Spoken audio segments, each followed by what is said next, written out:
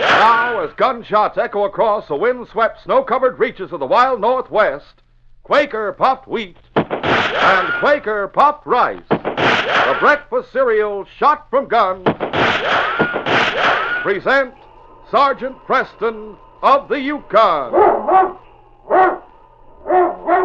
It's Yukon King, swiftest and strongest lead dog of the Northwest, blazing the trail for Sergeant Preston of the Northwest Mounted Police in his relentless pursuit of lawbreakers. On King! On, you husky! Gold discovered in the Yukon. A stampede to the Klondike in the wild race for riches. Back to the days of the gold rush. With Quaker puffed wheat and Quaker puffed rice, bringing you the adventures of Sergeant Preston and his wonder dog, Yukon King, as they meet the challenge of the Yukon.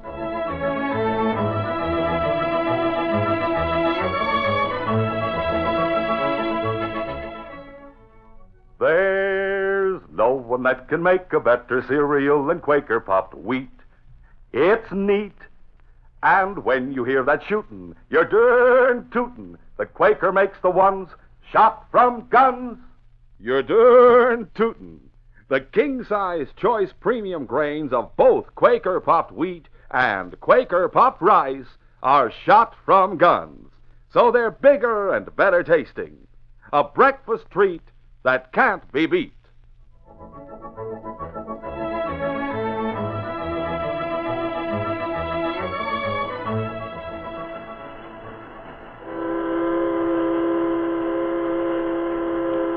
Spring had come to the Yukon Territory. Once more, the great Yukon River was open to travel, and the steamer packet Northern Belle moved majestically toward Dawson. A 10-year-old boy stood near the deck rail, watching in wide-eyed silence as the shores of this strange new country slid past in an ever-changing panorama. Denny Pickens was traveling to the far north alone, under the care of the ship's captain. The boy turned when he heard steps approaching, and he smiled as he saw the captain. Well, lad, we'll be docking in a short time. You must be very excited about coming away up here to this new territory to live, aren't you? Yes, sir. I'm sure I'll like it. Of course you will, son. And you'll soon be with your aunt in your new home. Do you know my Aunt Flora, Captain? Of course. The whole crew knows Flora Coates, seeing as how she owns the biggest cafe in Dawson. Do you think Aunt Flora will meet me when the boat docks? And I can't tell about that, son. But don't worry. We'll see that you get to your aunt's place all right. I'll be back in a little while. A small crowd of curious onlookers on the dock watched as the boat landed. Sergeant Preston of the Northwest Mounted Police, with his great dog Yukon King, also stood watching as the passengers disembarked. Yeah, that was fine. Hello, Sergeant. Glad to see you again. How are you, Captain Drake? This your boy? This is Denny Pickens, Sergeant. He's come to live in Dawson with his aunt. Oh, glad to meet you, Denny. How do you do? Oh, by the way, Sergeant, have you seen Flora Coates on the dock? No, I haven't. Why? She's Denny's aunt. I thought she'd be here to meet him. Oh, I see. Did Flora expect the boy? So I understand. I was hoping she'd be here. I have a few things to attend to aboard before I go ashore. I'll be glad to take Denny too, Flora, if it'll help you, Captain. Well, thanks a lot, Sergeant. I'd appreciate it. Come along, Denny. Let's go, King. Flora Coates was a rough, outspoken woman. Her husband had died and left her the cafe in Dawson, and she ran it with an iron hand. She was respected in town for her business ability, but no one thought of Flora as a kindly woman. She asked no favors, granted none. She was at her desk in the back office when there was a knock on the door. Come in. Well, Sergeant Preston. Who's the boy with you? Your nephew Denny, of course. He just arrived on the boat. My nephew? What nephew? I don't... Oh, yeah. I'm Denny Pickens from Seattle. Dad said just before he died that you wanted me to come and live with you, Aunt Flora. So you're my brother Jake's boy, huh? Yes, ma'am. You do want me to live with you, don't you? Why, of course she does, Denny. Your aunt's just surprised, that's all. Yeah, I'm surprised, all right. Look, Denny, go up those stairs over there to the upper floor. The second door along the hall is where you'll stay. Oh, You better take your carpet bag and go get settled right now. Yes, Aunt Flora. Here's your bag, Denny. I'll see you again, son. Goodbye for a while. Thank you, Sergeant. Bye, King. The boy, disappointed by his reception, walked slowly to the top of the stairs. And then, realizing he'd left his cap in the office, he started down again. But voices from below caused him to stop and listen. From the way you received the boy, Flora, I got the impression that you not only didn't expect him, but that you don't want him here. Well, Sergeant, you might say that's about the way it is. Some months ago, I received a letter from my brother in Seattle. I haven't seen Jake in years. Well, in the letter, he said he was quite sick and that if anything happened to him, he wanted me to take his boy, Denny. I see. I didn't even answer the letter and forgot all about it. Then you walked in with the boy. Well, you are his aunt, and he's here, so there's not much to be done about it. As I see it, he'll just be in the way around here, Sergeant. Of course, I am his only living relative, In that case, but... I hope you'll try to make a home for him. Oh, give it a try, if that's what you mean. But I don't think it'll work out. If it doesn't, what then? I'll decide that when the time comes. Do you mind if King and I drop in to see Denny once in a while? Of course not. Come to see him whenever you like, Sergeant. Later, if I decide keeping him here isn't going to work out, I'll talk to you and let you know what I'm going to do about it. All right, Flora. I'll be back to see Denny tomorrow. Come along. I'll walk out front with you, Sergeant. Denny Pickens, stunned by what he had overheard, sat several moments longer on the stairs after Flora and Preston had left the office below. And then he slowly went to the room that had been assigned to him.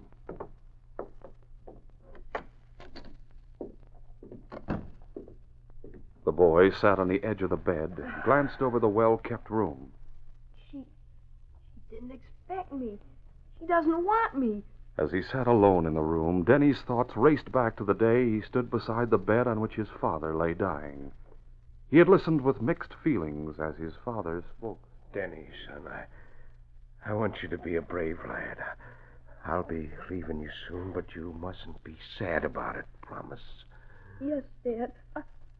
I promise. But I don't want you to leave me, Dad. I don't.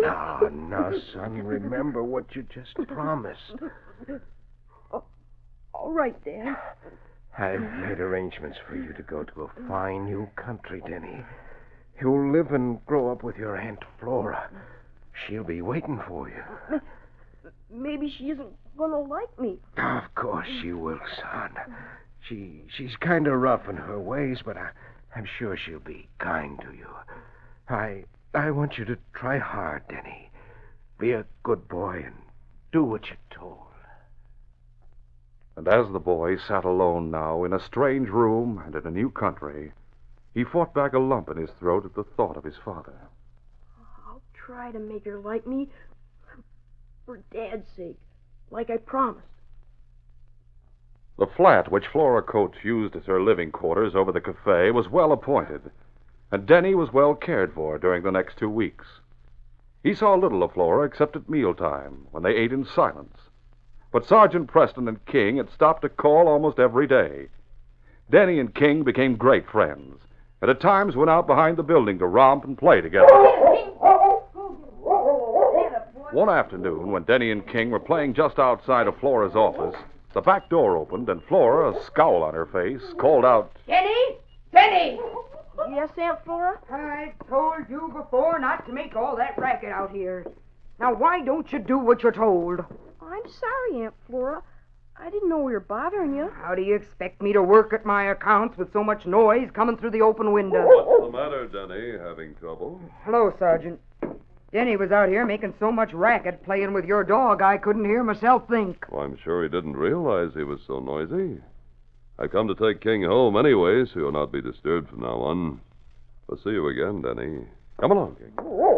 Now, Denny Pickens, just sit down on the bench under the office window and be quiet. Yes, ma'am.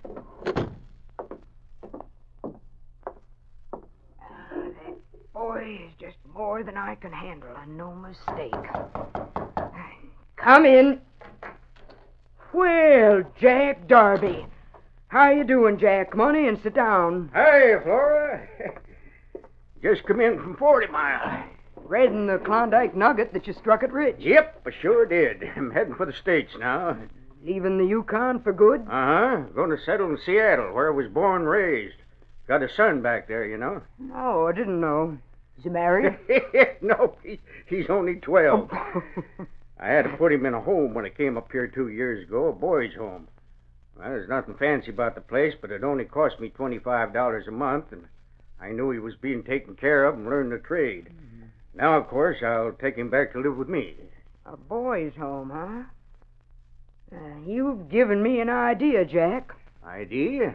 About what? My dead brother's 10-year-old boy has been staying here with me a couple of weeks. But I'd like to get him settled in some place like you just mentioned. Now, I'll pay you $100 if you'll take him along with you when the boat leaves day after tomorrow and get him settled in that boys' home in Seattle for me. Of course, I'll send the $25 each month for his keep. Well, there's no reason why I couldn't do that for you, Flora. Have him ready to leave when it's time to go, and I'll look after him. Get him settled like you want. Good, good. That's a load off my mind. I'll bring the boy aboard the boat day after tomorrow and turn him over to your keeping for the trip to that boys' home. We'll continue our adventure in just a moment.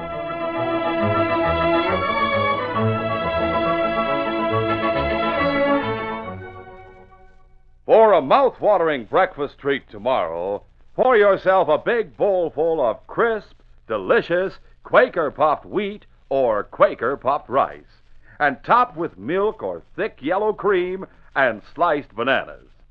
And right now, get paper and pencil ready. Don't miss a terrific offer Wheat and Rice Shot from Guns are making to friends of Sergeant Preston for the last time this week. Hear full details in just a few minutes. Keep listening.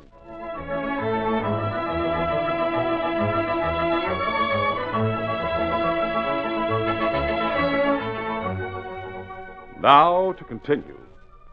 On the spur of the moment, Flora Coates decided to send the boy Denny to Seattle to be placed in a boys' home there. Denny, obediently sitting on the bench outside under the open window, had heard the decision. The boy, crushed and heartsick, waited until Flora left her office, and then he quickly entered and went up to his room. Later, at the supper table, Flora noticed Denny's big eyes staring at her. She noticed the sadness in them and felt uncomfortable because of the decision she had made.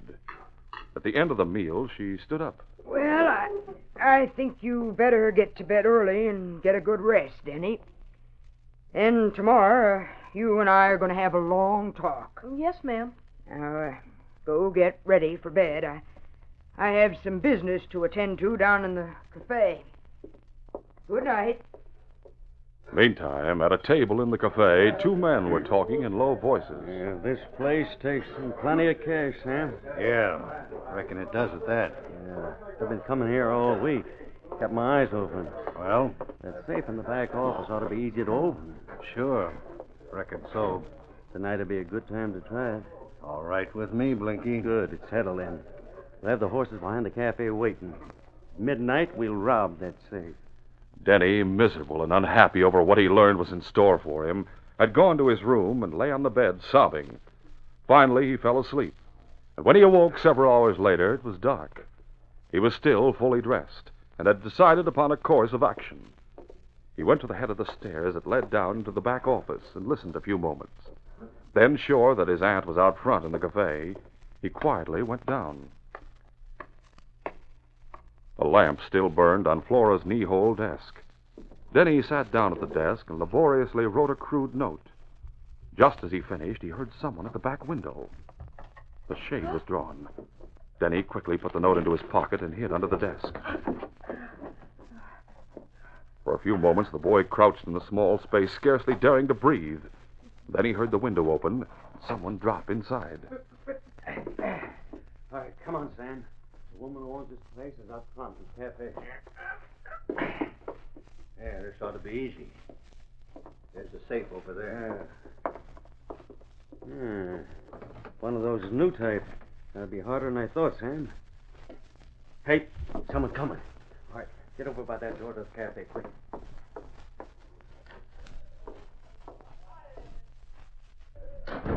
All right, ma'am.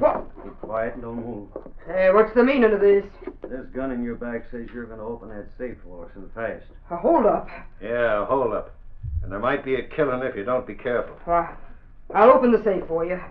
Clean it out, Sam, while I keep her covered. Right. You aren't gonna get far, you thieving polecats. Why, soon as the Mounties hear of this, Keep quiet, I said. What are we going to do with her? Tie her and leave her here? No, somebody might find her too soon. Gag and tie her up. There are plenty of horses behind the cafe.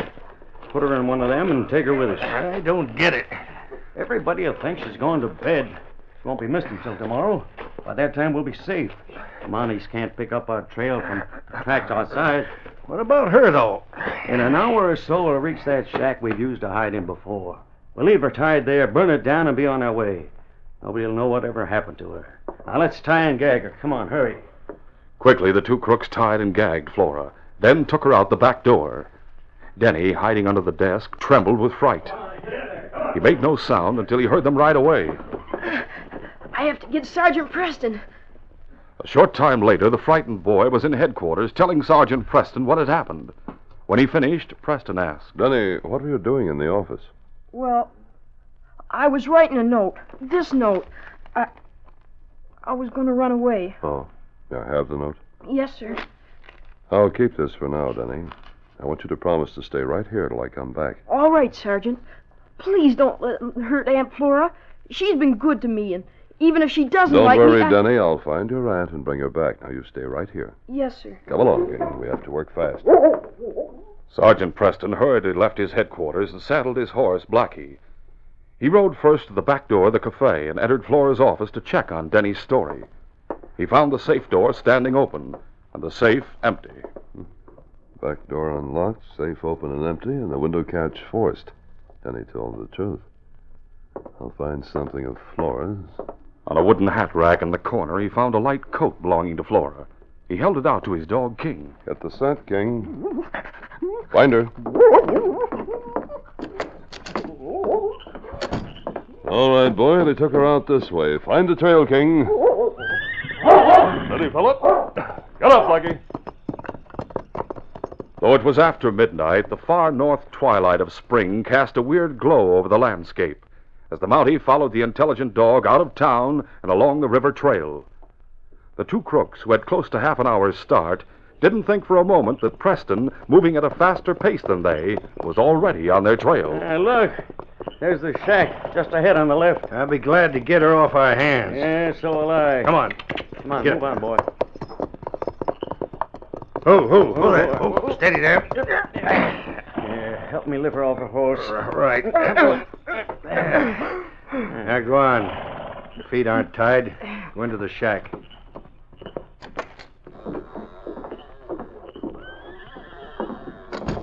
I light the lamp. Sit down there, you. Now I'll tie you to the chair. Yeah. This whole place will burn like tinder. Yeah, sure will. Before we start the fire and leave, I'll make some coffee, Sam. I left some here last time we stopped. That suits me. Meantime, King had no difficulty in following Flora's trail. Preston guided his horse behind the great husky. Easy, Blackie. Come on, boy. Quiet, King. Quiet, fella. Come on, Blackie. In the shack, Sam and his partner had finished their coffee. Yeah. Well, time for us to leave, Sam. No, wait. Listen to me. Go on. Just leave me here tied. By the time anyone finds me, you'll be plenty far away. Now, stop yapping. All we have to do, Sam, is to crash the oil lamp against the wall. Spreading oil will do the rest. No. We'll stand near the door and then throw it. I'll get it now. Right, both of you. Hey, Amani. Got him. Hold it. Preston's bullets had wounded both crooks, but Blinky, who had fallen to the floor with a leg wound, again started to raise his gun. King had seen the crook's intention and moved in fast. No! Get him away! Down, King. Watch him, fella. I'll take their guns. Sergeant, they were just about to set fire to the shack and burn me alive. I don't know how you got here so You quick. have your but nephew Denny to thank, Flora. Denny? Oh, I don't get it. How did he I'll know? tell you on the way back. Right now, I'll cut you loose. There. Now hold one of these guns while I bandage their wounds. All right. And we'll start back to town. I arrest you men in the name of the Crown for robbery and attempted murder. On the way back to town, Preston told Flora how Denny had saved her life, and she was greatly affected. After the crooks had been jailed, Sergeant Preston, with King and Flora Coates, went to the Mountie headquarters where Denny was still waiting. Look, he's sleeping. Bless his heart. Here's the note he went to your desk to print, Flora. Read it. Dear Aunt Flora, I was sitting under the window, heard what you said to that man. I like you a lot. I'm sorry you don't like me. But I don't want to go to that home, so I'm going away. I'm sorry I was noisy. Goodbye, your nephew Denny. Sergeant, I've been a doggone tough-hearted fool, that's what. I agree with you. You should better awaken Denny and tell him, Flora. Yes, of course. Denny boy, wake up. Aunt Flora!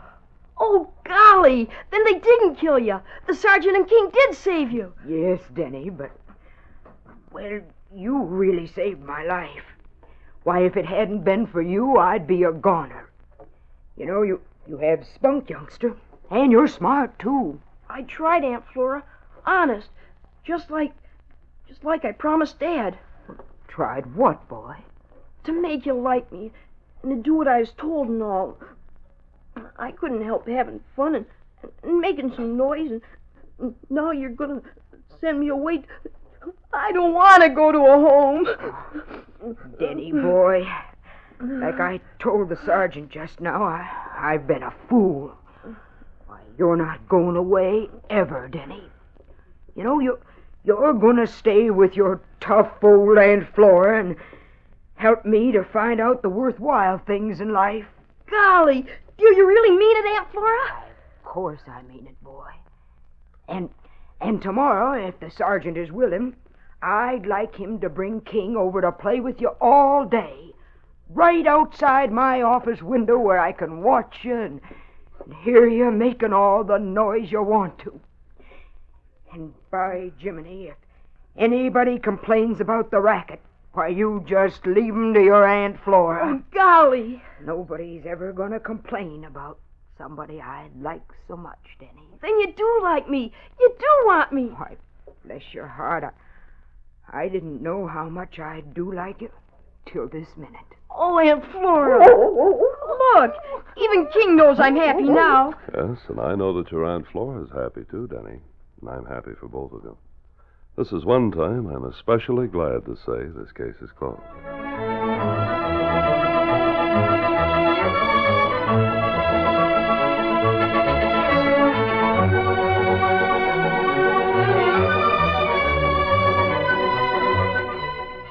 Sergeant Preston will return in just a moment with a word about our next exciting adventure.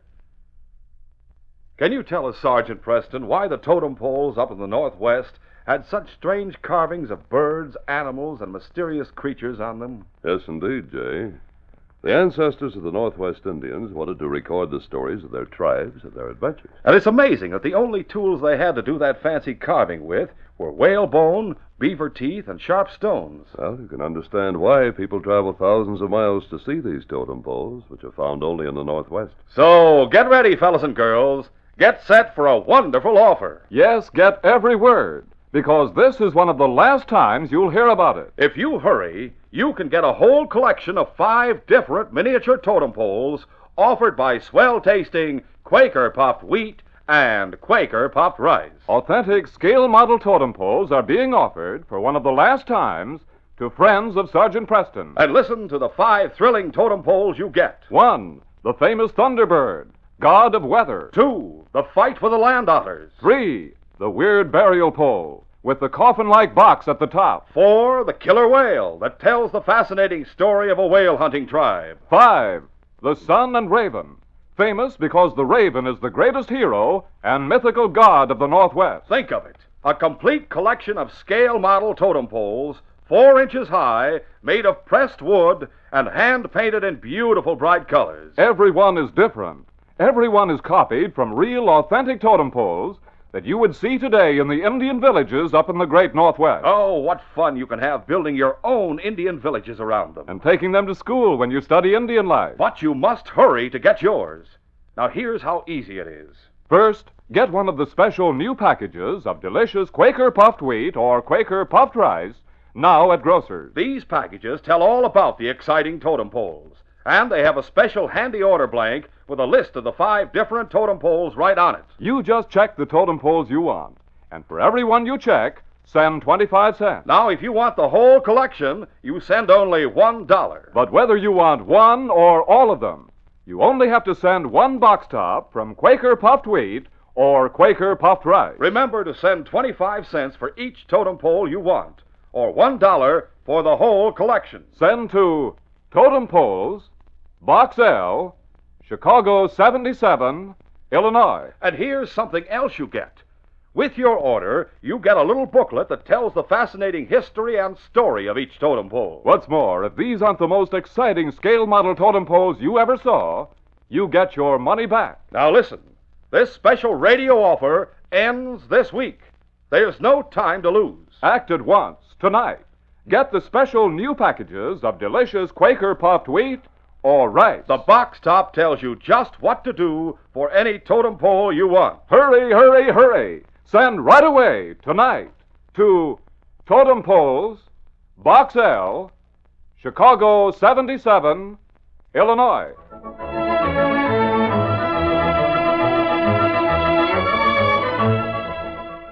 And now, here is Sergeant Preston. Reporting for duty, Inspector. You know Ross Brady, Sergeant? Yes, sir. Constable Downey believes he may have had something to do with the express company robbery in Grand Ledge. He's dead. Murdered, Inspector? Yes, his body's just been found down on the waterfront.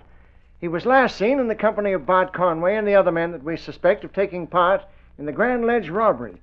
They may still be in town. They may have left. My only instructions are, get them. Yes, sir. That was the beginning of a reign of terror in Dawson. For Bart Conway was ready to pile murder on murder to escape the penalty for his crimes. And the time came when he realized that Sergeant Preston must die. Don't miss this next exciting adventure. These radio dramas, a feature of Sergeant Preston of the Yukon Incorporated, are created by George W. Trendle, produced by Trendle Campbell Muir Incorporated, directed by Fred Flowerday, and edited by Fran Stryker. The part of Sergeant Preston is played by Paul Sutton. Sergeant Preston of the Yukon is brought to you every Tuesday and Thursday at this same time by Quaker Puffed Wheat and Quaker Puffed Rice, the breakfast cereals shot from guns.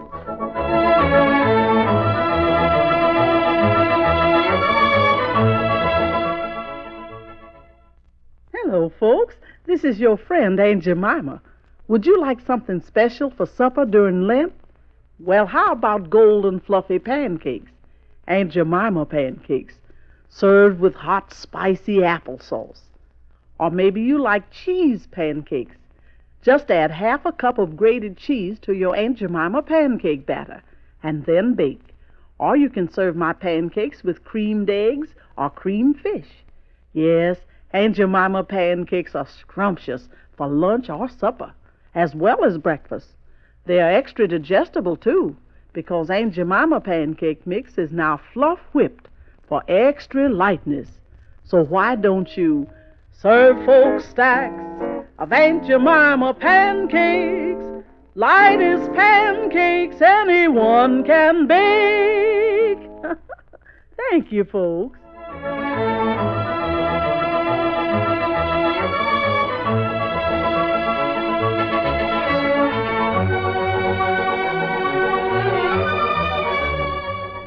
This is J. Michael wishing you goodbye, good luck, and good health from Quaker Puffed Wheat and Quaker Puffed Rice. So long.